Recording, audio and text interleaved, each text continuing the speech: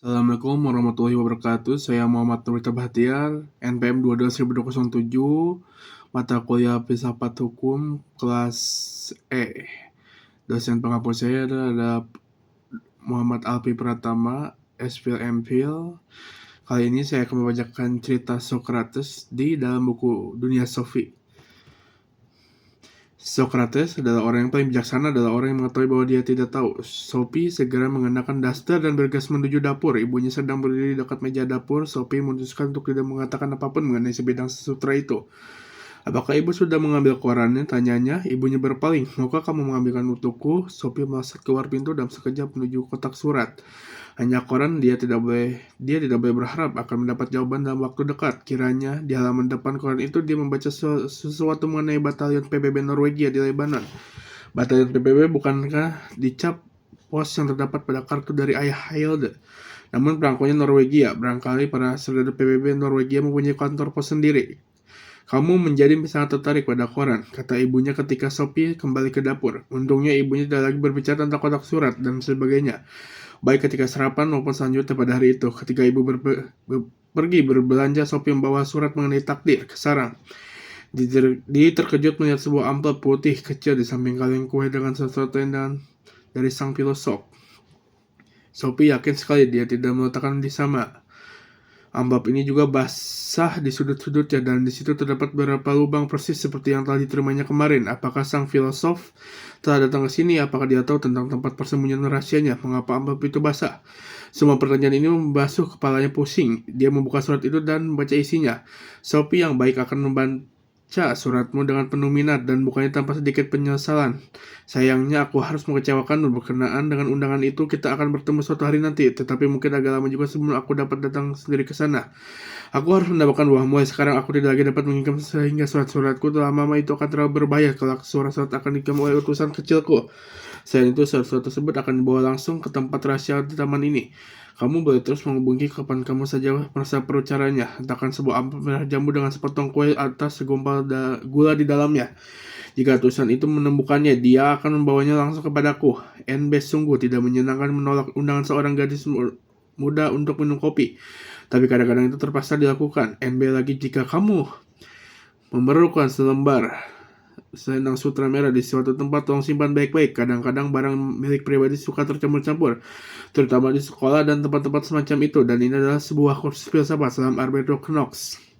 Sophie telah menjalani kehidupan hampir selama 15 tahun dan telah menerima begitu banyak surat di usianya yang masih muda, setidak-tidaknya pada setiap hari Natal dan hari ulang tahunnya. Tetapi surat ini adalah hal yang paling aneh yang pernah diterimanya. Tidak ada cap pos di situ, bahkan surat itu tidak ditaruh di kotak surat, tetapi dibawa langsung ke tempat persembunyian Sophie yang harusnya di semak-semak tua. Kenyataan bahwa surat itu basah pada musim semi yang kering juga merupakan sesuatu yang misterius. Yang paling aneh dari semuanya adalah selendang sutra itu tentu saja sang filosof pasti menjadi seorang murid lain, pasti begitu, dan murid lain ini telah kehilangan selendang sutra merah. Benar, namun bagaimana benda itu bisa sampai di bawah tempat tidur Sophie? Dan Alberto Knox, nama macam apa itu? Satu hal yang sudah jelas kaitan antara sang filosof dengan Hilde Mortensen, tapi bahwa ayah Hilde sendiri sampai salah menuliskan alamat itu benar-benar tidak dapat dipahami. Sophie duduk lama sambil memikirkan hubungan apa yang mungkin ada antara Hilde dan dirinya. Akhirnya dia menyerah sang filosof. Telah menulis bahwa dia akan bertemu dengannya suatu hari nanti. Barangkali dia juga akan bertemu dengan Hilde. Dia membaik-baik surat itu. Kini dia juga melihat bahwa ada beberapa kalimat yang ditulis di belakang. Adakah sesuatu yang disebut kesopanan alamiah? Orang yang paling bijaksana adalah yang mengetahui bahwa dia tidak tahu. Pengetahuan yang sejati berasal dari dalam. Barang siapa mengetahui yang benar akan bertindak benar. Sophie tahu bahwa kalimat pendek yang tertulis dalam amplop putih itu dimaksudkan untuk mempersiapkan menerima amplop besar berikutnya yang akan tiba tak lama kemudian. Tiba-tiba dia mendapatkan gagasan jika si utusan datang ke sarang untuk mengirimkan amplop coklat itu. Sophie dapat duduk saja di sana menantikan pria itu, atau dia seorang wanita. Dia pasti hanya dapat bertanya-tanya hingga pria atau wanita itu memberitahu tentang sang filosof. Surat itu menyebutkan bahwa si utusan itu kecil, mungkin kan dia seorang anak. Adakah sesuatu yang disebut kesopanan alamiah? Sophie tahu bahwa kesopanan adalah yang sudah ketinggalan zaman untuk rasa memisah karena tidak teranya apakah kamu memang wajar untuk merasa malu karena itu. Jika sesuatu itu wajar, pikirnya itu sama bagi setiap orang. Jadi, Pastilah masyarakat yang menentukan apa yang boleh dan tidak boleh kita lakukan. Ketika nenek masih muda, tentu saja kita tidak boleh berjemur dengan dada terbuka. Tapi kini kebanyakan orang menganggapnya wajar meskipun hal itu dilarang keras di banyak negara. Bukan inikah filsafat? Sophie dipertanyakannya. Kalimat berikutnya adalah orang yang paling bijaksana adalah yang mengetahui bahwa dia tidak tahu. Lebih bijaksana dari siapa jika apa yang dimasukkan sang filosof adalah bahwa seorang yang menyadari dia tidak mengetahui segala sesuatu yang di dunia ini itu lebih bijaksana dibandingkan dengan seseorang yang hanya mengetahui sedikit, tetapi mengira bahwa dia mengetahui segalanya. Ya, memang tidak sulit untuk disetujui, Sophie tidak pernah memikir itu sebelumnya. Tapi semakin di dalam dia berpikir semakin jelas baginya bahwa mengetahui apa yang tidak diketahui ada juga semacam pengetahuan hal paling tolol. Yang diketahuinya adalah jika orang bersikap seolah dia mengetahui segala sesuatu yang sama sekali tidak diketahuinya.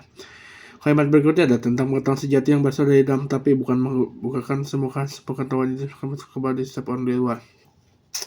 Selain itu, Sophie dapat mengingat beberapa kejadian ketika ibunya atau para guru di sekolah berusaha untuk mengajari sesuatu yang belum dapat terimanya, dan dia baru sebenarnya mengetahui sesuatu ketika dia telah menambah suatu pengetahuan kepada diri. Bahkan kadang-kadang dia tidak tiba-tiba memahami sesuatu yang sama sekali tidak dapat dia pahami sebelumnya. Itulah barangkali yang dia dimasukkan dalam orang dengan pencerahan. Sejauh ini tidak ada masalah. Sophie mengira dia telah dapat pencerahan dengan baik ketika pertanyaan pertama, tetapi pertanyaan berikutnya begitu aneh sehingga mau tak mau dan tersenyum. Barang siapa mengetahui yang benar akan bertindak benar. Apakah itu berarti bahwa jika seorang perampok bank merampok sebuah bank itu karena dia tidak mengetahui hal yang lebih baik? Sophie tidak berpendapat begitu. Sebaliknya, dia berpendapat bahwa baik anak-anak maupun orang dewasa melakukan hal-hal tolol yang mungkin mereka sesali sesudahnya, justru karena mereka telah melakukan hal yang bertentangan dengan penilaian mereka sendiri yang lebih baik. Ketika tengah duduk sambil berpikir, Sophie mendengar sesuatu menggerisik di tengah berukar berkering di sisi lain pada tanaman yang paling dekat dengan hutan. Mungkin si utusan. Jantungnya mulai berdegup lebih kencang, kedengaran seperti seekor binatang sedang mendekat dengan suara yang tengah. Saat berikutnya, seekor labrador besar mendesak masuk ke dalam sarang. Mulutnya menggigit sebuah amplop coklat besar yang dijatuhkan di kaki Sophie. Itu terjadi begitu cepat sehingga Sophie tidak sempat bereaksi. Saat berikutnya, dia duduk dengan amplop besar di kedua tangannya, dan si labrador keemasan telah berlari masuk ke hutan lagi. Begitu semuanya berlalu, dia baru bereaksi. Dia mulai menangis. Dia duduk seperti itu sejenak dengan seluruh perasaan akan waktu. Lalu tiba-tiba dia melihat ke atas.